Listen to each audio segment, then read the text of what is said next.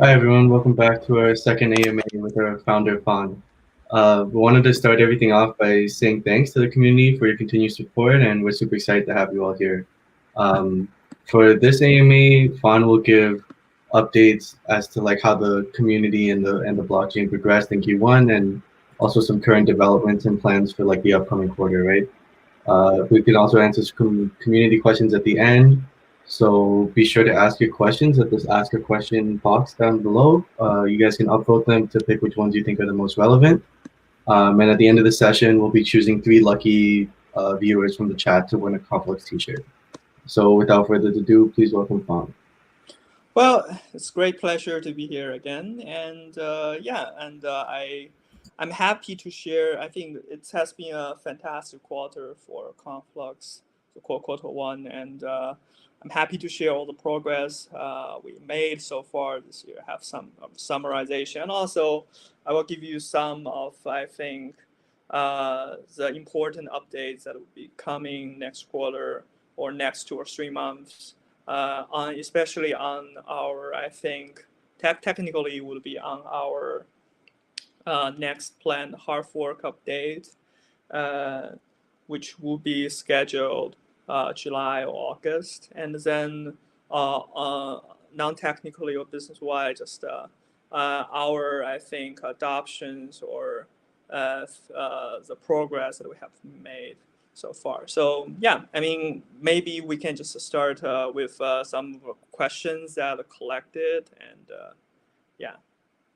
Yeah, sure. So we'll start with like the questions we had from the forum, right? So Conflux has had a busy first quarter. One of the many highlights in our roadmap was enabling this bidirectional interoperability bridge between Conflux and other ecosystems. Originally we only had ETH and BTC, and now we're working with like BSC, OK Chain, and then there's some other chains planned for the future. Can you talk a little bit about the asset bridge shuttle flow, like the progress we've made there and any other future plans?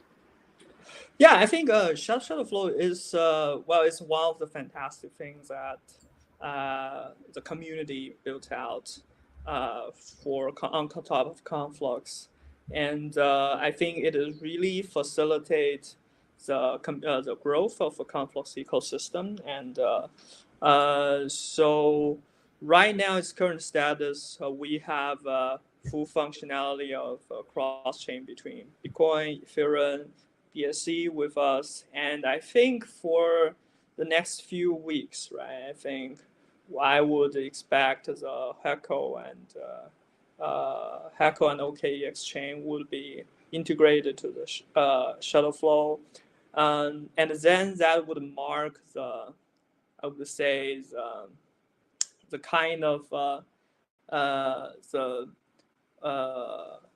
the stable feature that Shuttleflow 1.0 would provide.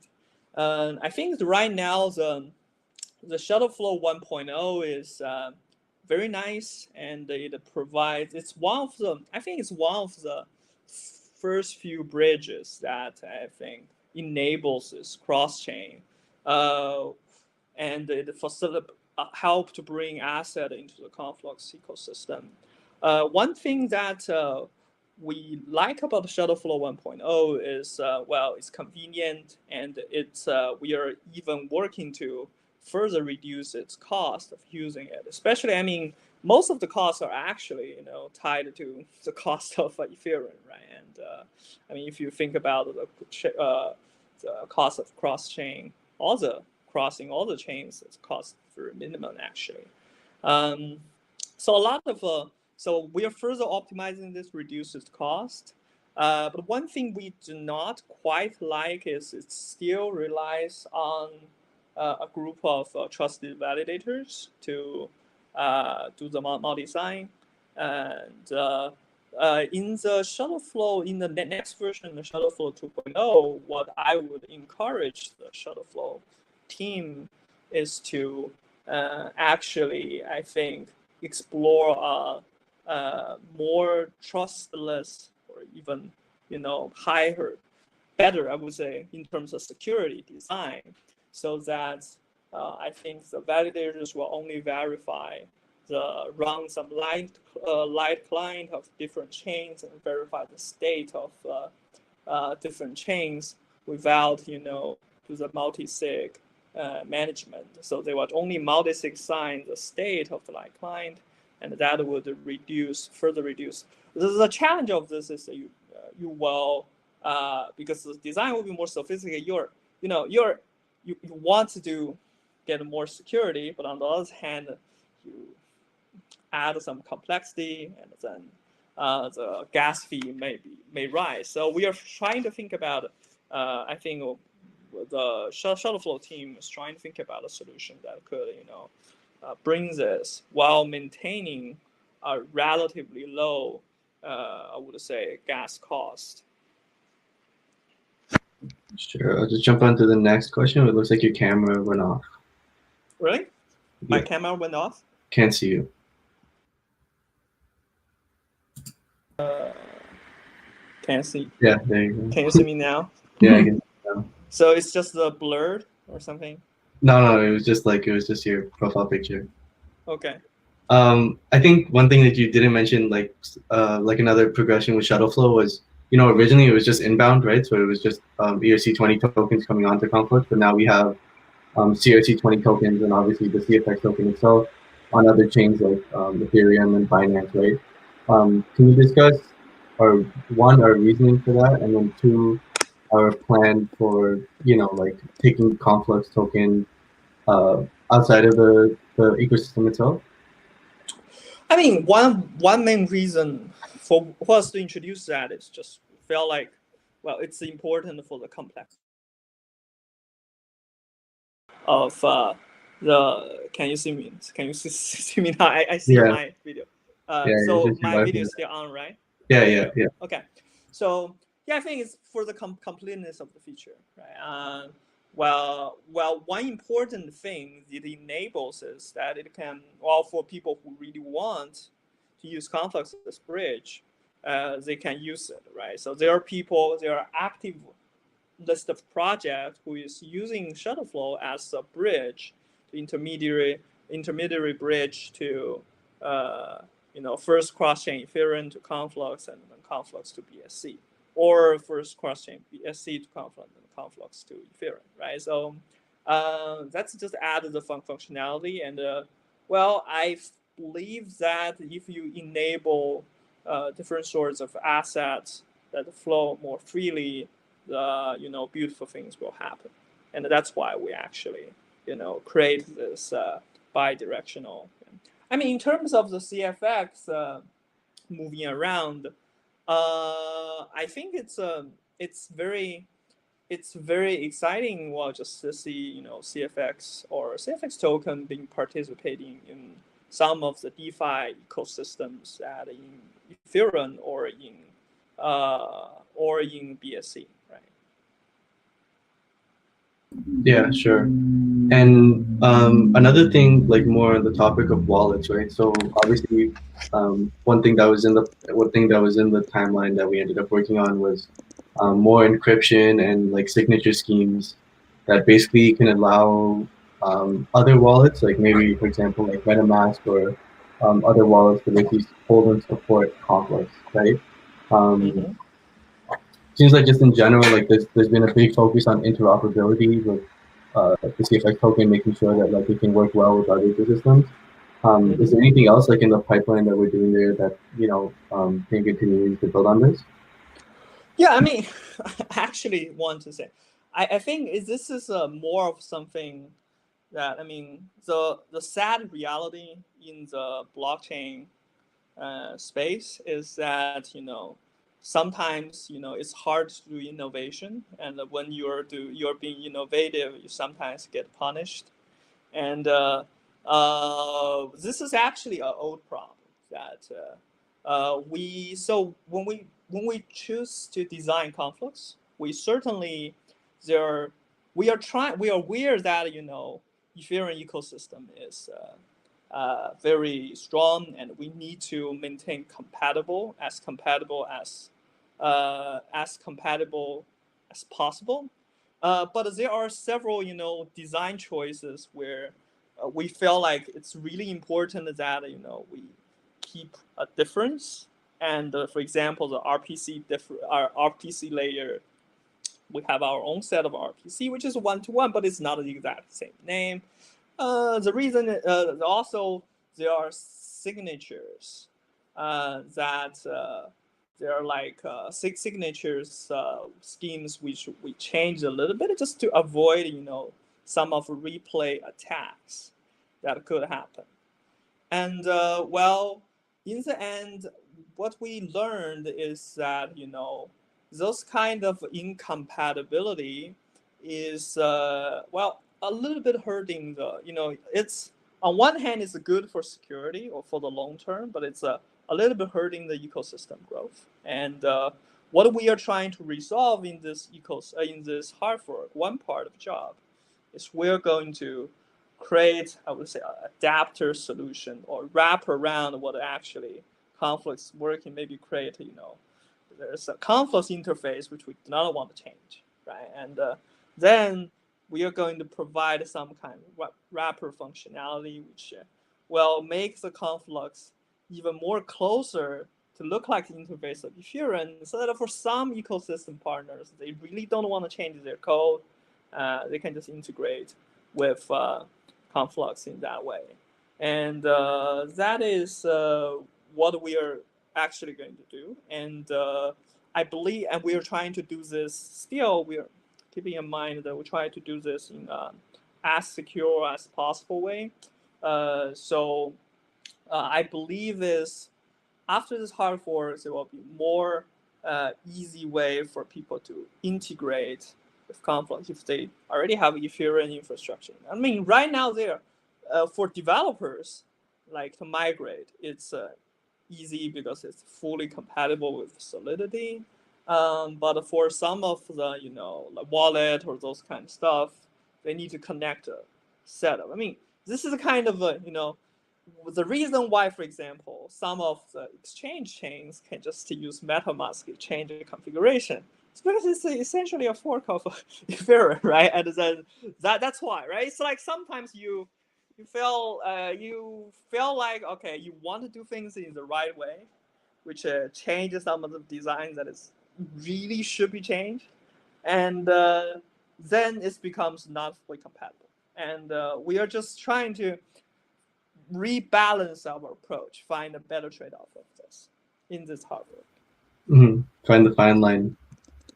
So I think a lot of people found this project through us being a very influential project in China, right? Perhaps like the biggest blockchain in China. Uh, there's a lot of like research and innovative,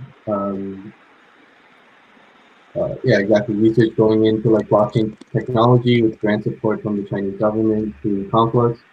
Um, is there anything that you can share about like some of the projects or use cases that we're seeing like out of China through this research that we're doing built on Conflux? Um, yeah, so I think what we are, so I think besides a lot, so I think right now, I think Conflux ecosystem building, we are following two paths in parallel, right? So one path is the existing, the DeFi like ecosystems, and we are encouraging the community to explore and try to do that. Okay, my video drops off again, or for some reason. Okay, is that back? Yeah, yeah, Yeah, you're right. yeah. So one path is the DeFi path, which we are doing, and we are encourage communities to engage in that. And you see like Moonswap, Flux, and many. There will be many more of projects that build on Conflux with or part on Conflux as its DeFi protocols. So this is one part of it.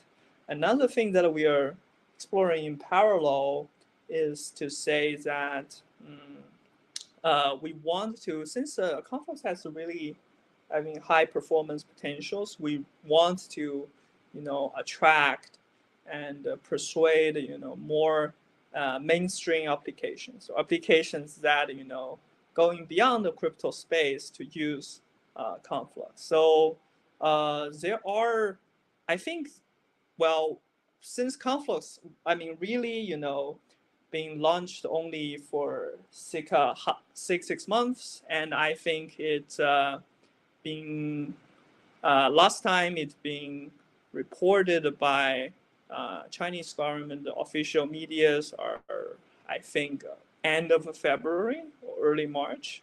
So a lot of those projects are in progress of negotiation, and then, but it's only, I think, 2 months. So I can share some of the areas we're working on, right? So we are thinking about tracking the real estate record in Conflux. That's a possibility that some local government are thinking about putting that record to Conflux. We are working on, for example, potentially tracking carbon emissions and the amount. And we are also working on supply chain. So bring some of the supply chain trackings with Conflux technology. So I think those are things that,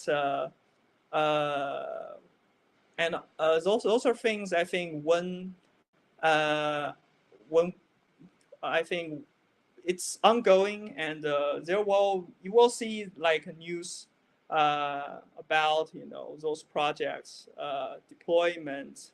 I think in follow-up months, like next month or when the negotiation has come to an end or something. I mean, these are things that we are pursuing, and also we are looking for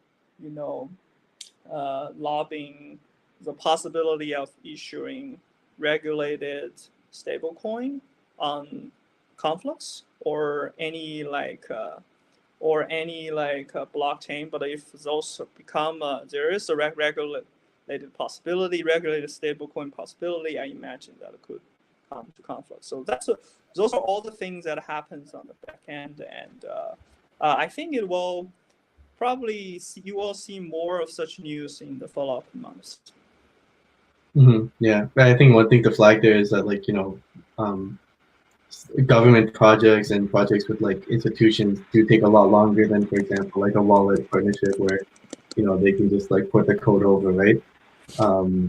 Yeah, I mean, well, it's different, right? I mean, the things in crypto space, when you are engaging people in crypto space, well, the negotiation will happen in 1 week, and in 1 week, and then there will be a PR in the next week. And well, it's a question of whether you will see the deployment or not, or maybe you will never see a deployment. Well, that's the that's a playbook for the crypto space, and certainly we will need to follow different playbooks. Right? Yeah, for sure. Let's jump to the questions from the community. I think this is on Discord and Reddit and stuff. So, question number one, that this is a development that happened over the weekend, right? Recently, the transaction confirming time was very high. Would you please provide some explanation on it? And yeah. Well, so so we are aware of there are some instances on the network. So, I mean, we are preparing. So we already finished the initial technical investigation of what's going on, because most of our technical teams are in China, and they are in May 1st holiday, so that means we haven't. They are working overtime the last 48 hours on diagnosis problems, but they felt like they need to gather the full team to write a more formal report and tell everyone what's going on. But I can share you what's going on. We've investigated. So I think this is a combination of the incident. It's a combination of misusage of the sponsor mechanism by MoonSwap, and plus there are I think something that could be better in the Conflux client transaction pool logic, and plus there's I would say, I mean, just a lot of users in Conflux simply will not tweak the gas price, right? They will just use one drip as the gas price, so they never try higher gas price. So this is a combination forces of those three that causes this change. So I can just describe to you what's going on. Okay, first, Moonswap as one of the very popular, dApps on Conflux, running out of a sponsor fee. Okay, so that's the first thing that happens. That is, Moonswap is running out of a sponsor fee. It's gone unnoticed, probably because Moonswap people are also on vacation, so they don't check it. So they're out of a sponsor. There are ways that they can either further apply through the faucet to apply some, or they can get a few. But they just not notice this. So the problem of this is that there are a lot of users try to submit transactions asking for be sponsored, but they might well be failed because the sponsor account is running out, right? There's not enough CFX in this. And so if, for example, Moonswap actually, respond to this and just go back and fix this, then this problem will go away. And this is why the problem went away, because they fixed the sponsor. But then because they don't respond, then I think there are some user of the Moonswap are really smart. They figure out that maybe I need to rise the gas price to make it a process, but still asking for be sponsored. So then later we see a large number of transactions trying to ask for paying higher gas fee, but still not being asking for being sponsored. But this would cause, so there is some, I think, small glitch in the transaction pool logic that basically the transaction pool will try to package this transactions because this is the highest transaction fee. But the transaction engine or the core engine protocol, consensus protocol, is correct. They will just reject those transactions and say, okay, it's sponsors run out, so it's nothing. But the miners just keep packing it and they just reject it. So what this means is that there are several hundred or of those high gas fee transactions that keep being packed. So for any normal user who wants to get his transaction packed, they need to tweak all transaction fees to make sure that they're paying higher transaction fees than those. So most normal users don't do that. They just send one drip. So that's why it causes, the kind of glitch, and it recovered back. Well, since we fixed them, so the Moonswap go back and realize that the sponsor runs out. So I think the three things, right? So three lessons we learned. First, okay, I think the first is, well, for dApp developers, if they want to use sponsor Skyhound, they should make sure to look at whether the sponsor account running out, right? And reapply or put some CFX in it, okay? The second is, okay, if you are a user, you find that your transaction not go through, you can try to pay a little bit higher transaction fee, like not one drip, right? Maybe 100 drip or 1K drip. It's still tiny little money, right? That's the second lesson, okay, if you face this. And the third lesson is that, okay, Conflux is not perfect. There's some glitch in the transaction pool logics that we will fix. And the bottom line is it's not related to the core logic of the protocols, which we have spent a lot of energy to verify and make sure that it's correct. But yeah, in the it's this kind of outside of the core logic, I think the transaction pool, the client, there's something that could have made better.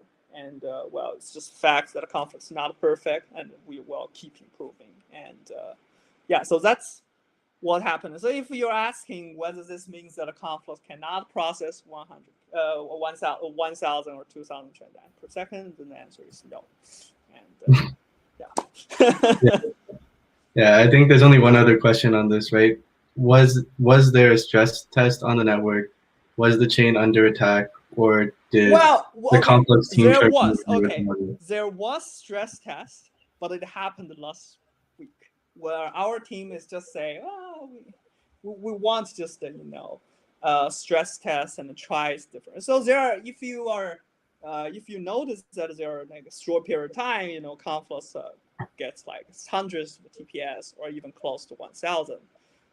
That's stress test, and we did it. And then the funny thing is that it does cause a problem, not problem in Conflux. We get some emergent call from MXC exchange saying that their centralized server who is monitoring the event of Conflux cannot keep up with the decentralized service of Conflux speed, which is a joke, but that's what happened. So basically, yeah, I mean, we stress tested last week, and then but this incident is not related to stress tests. And yeah, we will probably fix this as soon as possible. But we want to make sure that, it's not a severe thing. So we want to make sure that the fix is correct and it does not, will not cause harm. So we're going to take our time. And in the meantime, if you experience this again, basically, for DApp developers, look at your sponsor account. And for users, just, sometimes just try to pay a little bit higher transaction fee, then you will be fine. Yeah, for sure. But the main thing is everything's back to normal, and yeah. Yeah, hopefully, we can, all learn something. I think it's like all of us should learn something, and this is, this is something. I mean, it just tells that we have a long way to go, right? I mean, it's another thing which causes the problem is, so far we only have one implementation of Conflux protocol. This is a Rust implementation that we did, and that causes the problem. It's like the protocol is not in trouble, but if there's any small glitch in that one implementation, then it appears like the network is not working because everyone is running that. And when if Conflux grow bigger, we get more resources, we'll be happy to fund all the implementations, and that would be very helpful. Mm-hmm. Okay, now some questions on the economic models, right? So I have a question of the economic model of CFX. Currently, 52% of CFX is held by the founding team and early investors. This means that at least 1.1 billion CFX will not be sold in 4 years. Is the volume too big? I'm afraid the market cannot afford such volume of CFX. So we have been, I think we have, there are a lot of questions, I think, related to this. I would be, let me demystify some of those things. Okay. So first of all, I think um, when we are writing the white paper, we are using the term Genesis team, and then people are saying that it is all held by team or Conflux team, and then there are also private round investors. So the reason why we use Genesis team is that when the time Conflux is funded, like that was 2 or 3 years ago, there was, commercial company that which I'm part of it, and so we once talked to the investor saying that I don't want to keep going the original directions. I do want to do a public chain, and so that is basically what the Genesis team. So basically, the Genesis team also contains, you can think, some of the seed investors, which is the investors of the whole. So in some of it is basically there are investors and there are portions held by team. Out of the Genesis team, you see at I think it's 36% or something. Right? So there are 8 to 9% are also belongs to investors. Okay, the release round. So, but I think the sum is correct. There are part is the investors and the team. For the team part, I think there are 7% or 8% at least. I haven't checked the last time. These are not allocated, and those are locked. Also, together with all the funders, are locked. So I think there are some employee tokens or like some advisor tokens from this may went to the secondary market eventually, but I think that portion so far would be less than, I would say, less than the 10% of the team portion. That's what I would say, or like 5% of the team portion. So that's basically what happening.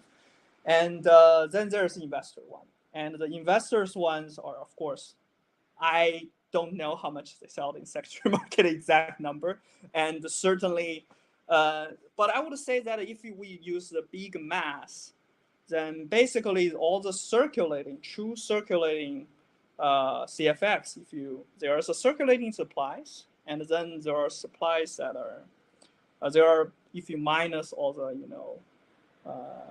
funders voluntarily locked tokens out of this equation and also burned ones out of equations. Out of all the true circulating supplies, I would say half of them are roughly mined tokens, and half of them are investors tokens. That would be basically what happened. And there are smaller portion. I think the smaller portion is handed out through some early ecosystem grants, which we certainly need to give some people incentive to invite them to build on Conflux. So that's the supply. Okay. Then I would talk about what you guys are interested, or how each party would behave, right? And first off, the team.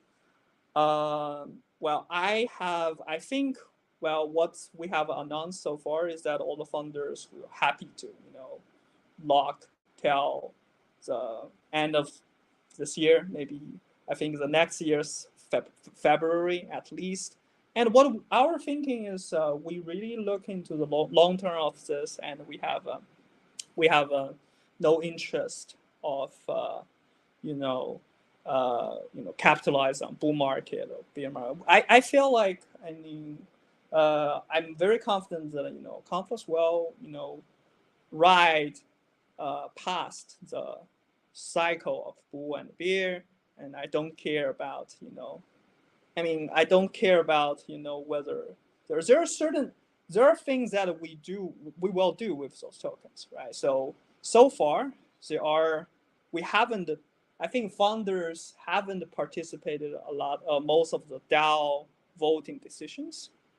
But the one reason we kept it locked there is, besides we're confident, also we kept it locked there is, I think we felt like we are the guardian so far of the Conflux. And if there are some proposals or DAO proposals that we felt like it's really critical to the future of Conflux, we will engage and we will vote, and we will just act on that. And that's another reason why we are willing to lock it long term. And then I think for the investors, there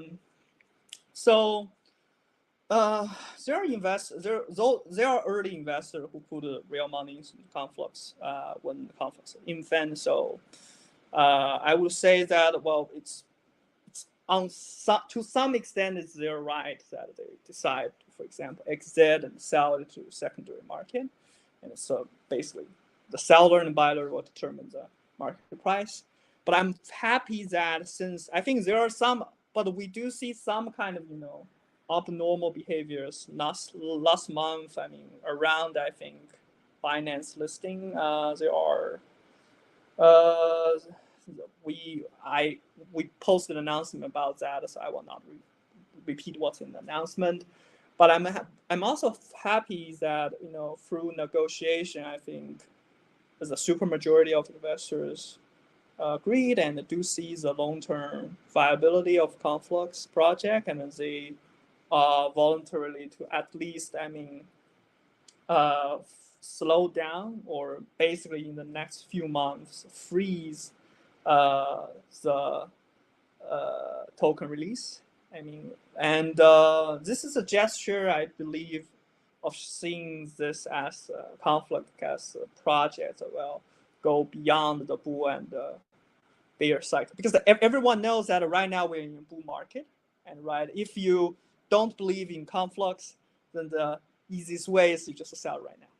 Right? Because there will be just bull market and a bear market of this, and so I think most of the investors, I do feel grateful that they are also seeing the long-term viability of Conflux. And sometimes it just takes collective dialogue and decision to this, because when you give in the tokens to investors, all of them, and then there is no such dialogue, and maybe sometimes they are being kept in a prisoner dilemma, right? It's like, well, if I don't sell, other people sell, then what would happen, right? So it's just, so I think, through the dialogue of this, and I think they are also, I would say that at least I'm very grateful that supermajority of them are understand, and then they also remain faithful on what Conflux will be, and they remain faithful that the Conflux will eventually pass beyond the bull and bear cycle of crypto. Yeah, good answer. I think but I think there are certain things that I cannot change, right? For example, there are things that the things that in the team control is, what we could do is we are seeing the confidence, and of course, after I tell you, you will realize, okay, there are certainly a large portion that's owned by private investors, and it's also a signed contract, right? There's nothing I can do, for example, to burn their token unless they are voluntarily burned. Yeah. So those are, but I think they are showing the confidence on the long-term viability of the Conflux as well. Cool. Yeah, I think there's one more on the topic of burning, right? There's another question on tokenomics. For the moment, the overall hash rate happens to be linked to the token price, and we know that mining is essential for the security of the network. In order to set like a minimum or a floor price for the token, so that we have a minimum overall hash rate for the long-term security of the network, even when the token is at a low price, have you considered to create some sort of burning mechanism linked to the transactions or the hash rate, possibly something similar to the mechanisms of Moon or ETH, EIP 1551? Okay, so I'm the kind of person that always take a technical view about what's going on, and I don't like the political bullshit in the crypto space. So basically, I see EIP 1559. It's just basically a proposal that taking out miners' profit or cut the miners' profit, so they reduce the mining reward of the Ethereum, right? So basically, and if you think about it, right? So basically, right now, half of the reward are like mining fees, or transaction fees in Ethereum, and they say, okay, miners should not get it, cut it, and then basically they say you only get a base raw, and this part will be burned. And the miners say, no, I don't like it. So most of the miners are now actively doing MEV. Basically, it's front-running DeFi transactions.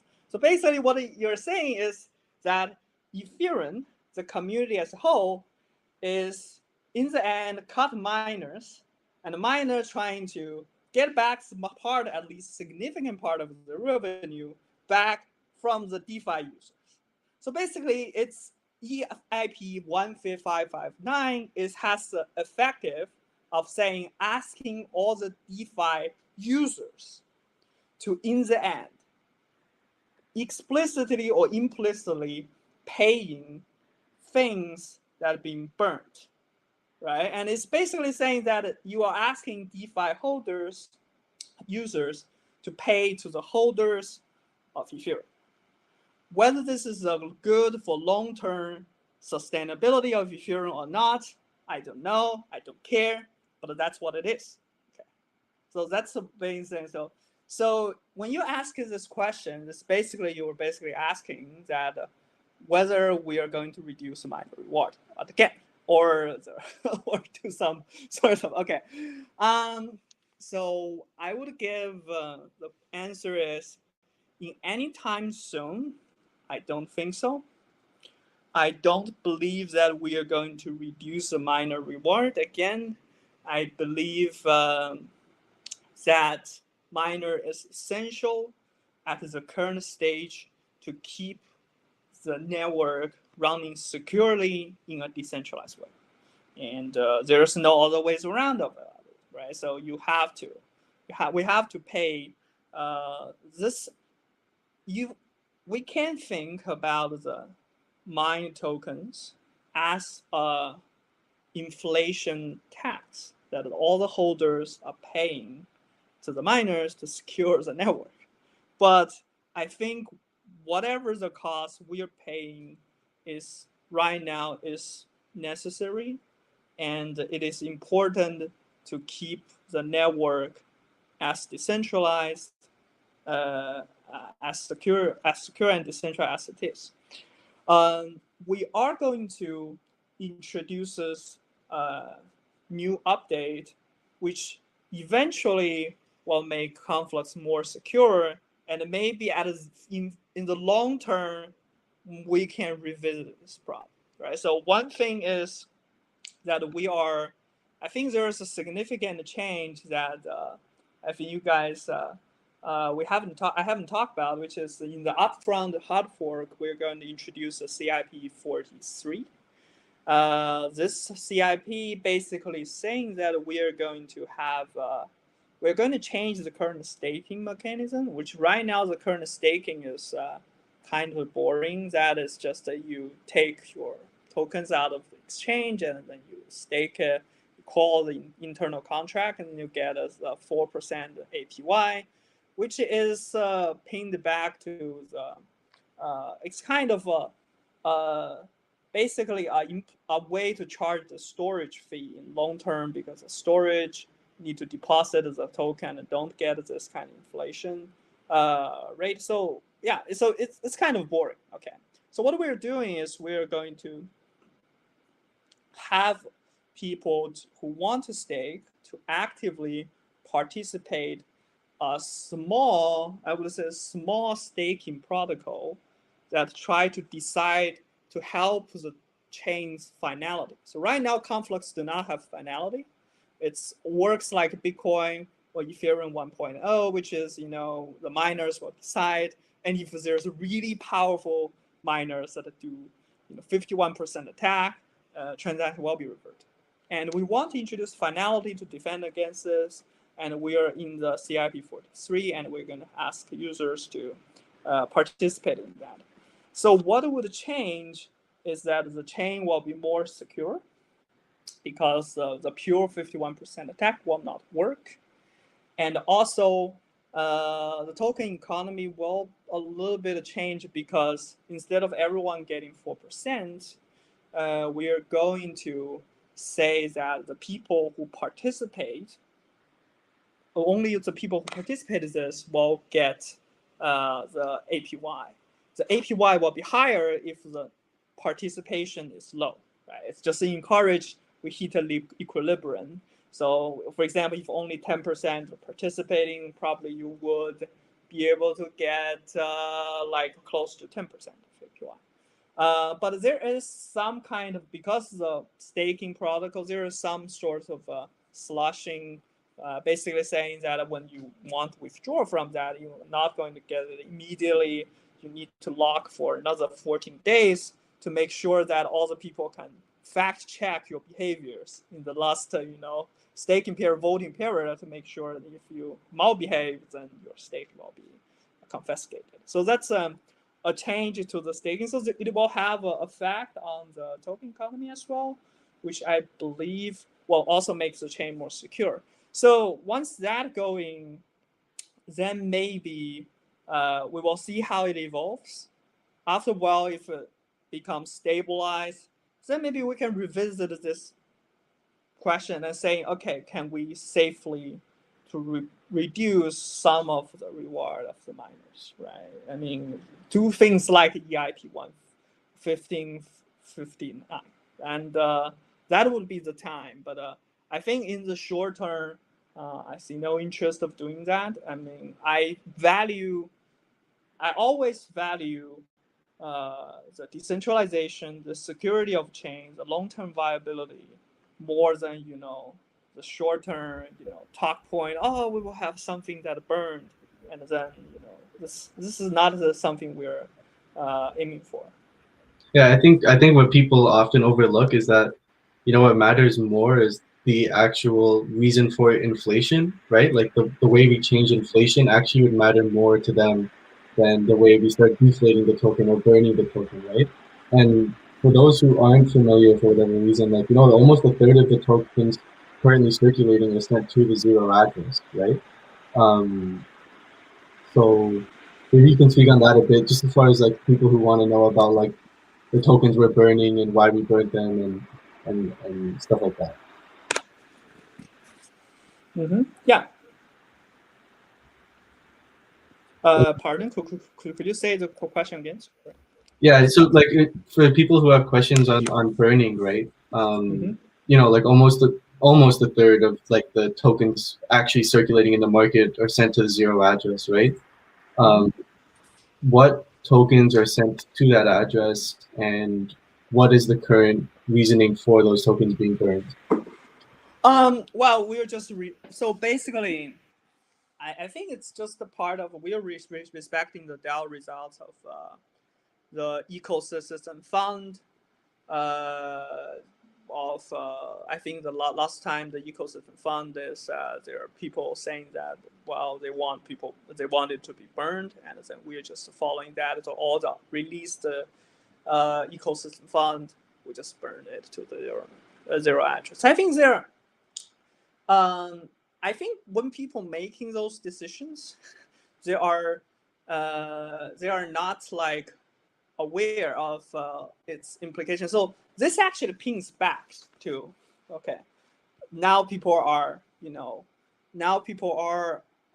complaining that investors controls a lot. So well, ecosystem fund we are saying that in the white paper that it's decided by the DAO token, which the whole community to decide where to use, right? And basically, well, it's a fund that we can decide whatever. In the last time vote, we just decide burn it, then we burn it. Okay, I didn't participate. I mean, all the funding team do not participate in that decision. But I think one consequence of that is in the investors' tokens, which is basically gets higher portion, right? It's like you were originally is also ecosystem fund, or maybe we can hand out to more project, invite them to build on Conflux, and then we choose to not, and then we choose to burn them, and then investors portion just gets bigger, right? So that's just I think the reason we burn it. Well, it's because we are. It's because the votes decide to burn it. And do I agree that's a good decision or bad decision? I don't know. I mean, I really don't know. I have no opinion on this. But I think, if communities really think that investors are getting a lot, then maybe, in future they should think a little bit more about what they should do about the ecosystem fund. That's what I would say. Yeah, we have like 10 minutes left, so let's just do some like quick fire questions from the chat. Has the actual TPS been measured at the current state? Does it depend on the miners? So the minings. Pardon? Could you say that again? Has have the actual TPS been measured? Uh-huh. What TPS can we currently support, and how much does this TPS depend on miner activity? Um, the minor activity does not. Okay, the minor activity does not has no connections to TPS. I think the miner, how much miners mining Conflux only tells you how hard to do 51% attack, how secure Conflux transactions is. The TPS is a product of the protocol, right? It's like it's protocol and implementation that is fast, so we can sustain high TPS. Next question: how long will Conflux support, or the Conflux Foundation support, the transaction sponsorship mechanism? Um, I think I really want to, I think we will keep support it until at one of those cases. One is that Conflux really reaches to a point where we have reasonably utilized the TPS, right? It's like right now we have like only at 1% or less than 1% of our capacity, right? And if right, we're at 20%, 30% of our capacity at least, like 100 TPS actively, then maybe we will slow down that. And another thing is if, for example, ecosystem fund runs out, then certainly we'll stop that. But I think the decision will be then decided by a DAO voting rather than I'm going to dictate it. No. Mhm. Yeah. This is a common question, right? So when will Conflux, or at least Binance, allow direct deposit and withdrawal of CFX without the need for BCFX or the BSC network? Uh, well, the question is ask Binance. I have no idea. Yeah. Next question. What projects are Conflux and the Chinese governments currently partnering on that will help expand the Conflux community? I think so far the officially announced partnership are all focusing on research. Okay, that's the fact is we are just doing research technology rather than application. So as I said, we are going to see we are talking with them a lot of potential applications of deploying stuff using Conflux to help to help solve them real economy problems and like supply chain kind of stuff. I would imagine that there will be some breakthrough in the next few months, but I mean, as usual, I mentioned there are several directions we're talking. So the thing that you will need to understand is that the process is different from the collaborating with a crypto project, where we can just announce a partnership, and then maybe there are deployment, maybe they're not. It will only happen when we decide that we're going to do it, and then we announce it. Sure. I think we'll do one or two more questions. We still have around 5 minutes. What does Conflux see as the path to bring DeFi to China? Obviously, there's a lot of people always think, there's a lot of regulations and a lot of things holding back DeFi from entering China, right? Obviously, Bitcoin is in like a unique position. Mm-hmm. If you want to speak on that a little. Yeah, I think I think what Conflux can bring is I think it's threefold. First one is I think especially for bigger players, what we could offer is to facilitate the communication channel between the regulators and the people who want to engage the market. Okay.